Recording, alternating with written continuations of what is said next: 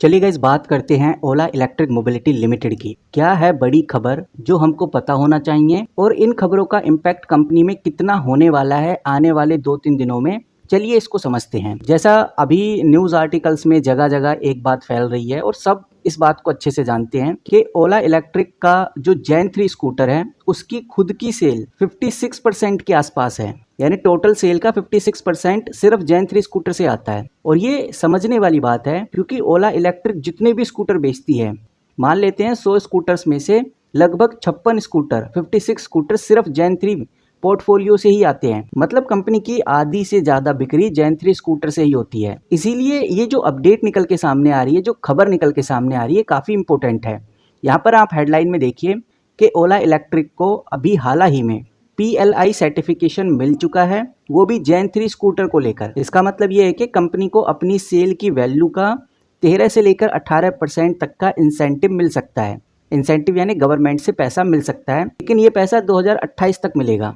कहने का मतलब ये है कि जितना भी जेन 3 स्कूटर ओला बेचेगी 2028 तक, उसकी टोटल सेल वैल्यू पर 13 से 18% गवर्नमेंट पैसा देने वाली है। तो यहाँ पर सवाल यही आता है, क्या इन्वेस्टर को खुश होना चाहिए? तो अगर ओला की सेल का 56% हिस्सा जेन 3 स्कूटर से ही आता है और उस पर 13 से 18% का इंसेंटिव मिल रहा है, तो इसका मतलब आप ऐसे समझिए 100 रुपये की सेल पर उनको एक्स्ट्रा 13 से 18 रुपये का मार्जिन आ रहा है, जो कि पहले नहीं हुआ करता था।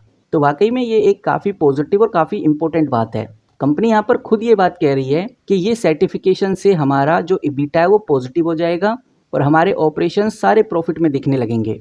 और अगर हम ओला इलेक्ट्रिक को मार्केट के पॉइंट ऑफ व्यू से देखें तो मार्केट में भी सबसे बड़ी चिंता यही थी कि ओला कब प्रॉफिट दिखाएगी। तो अब जब से ये PLI सर्टिफिकेशन कंपनी को मिला है, तब से मार्केट को भी जवाब मिल गया है कि बेसिकली ओला इलेक्ट्रिक कैसे प्रॉफिट में आएगी। और जब तक PLI इंसेंटिव कंपनी को मिलता रहेगा, यानी 2028 तक ओला इलेक्ट्रिक का जो लॉस है वो कम होता रहेगा, प्रॉफिट इंप्रूव होता रहेगा।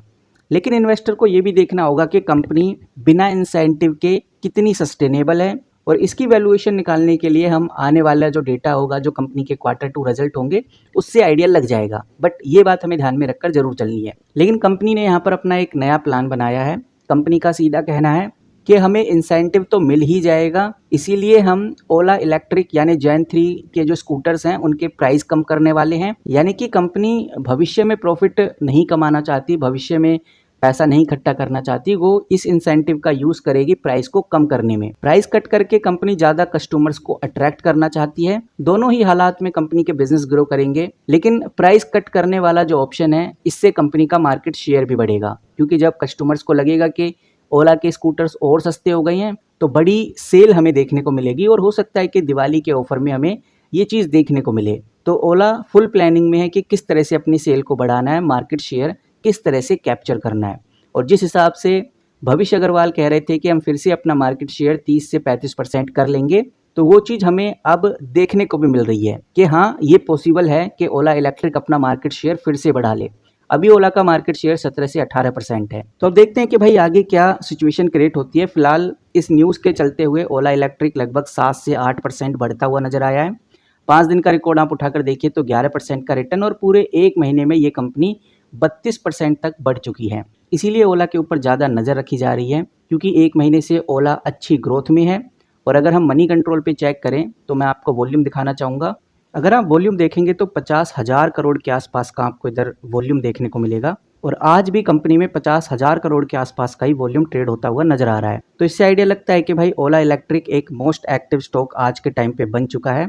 आपकी क्या राय है वो भी हम इस वीडियो में जानना चाहेंगे। इस वीडियो में इतना ही। मिलते हैं किसी नई वीडियो के साथ, तब तक के लिए take care and good bye.